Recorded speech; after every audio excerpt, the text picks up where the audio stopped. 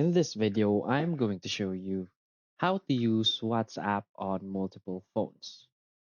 So please watch the video until the end and follow this tutorial step by step to avoid making mistakes. So let's get started.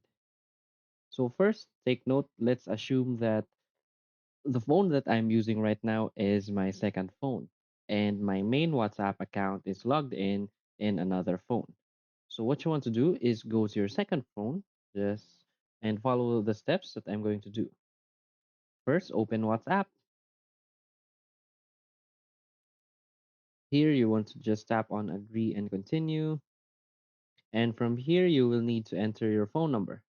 Don't enter your phone number. Instead, just tap on the three dot icon on the upper right corner of the screen.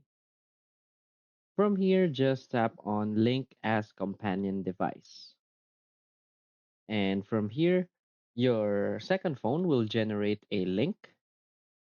So what you want to do is just scan this QR code using your main phone where your WhatsApp is logged in.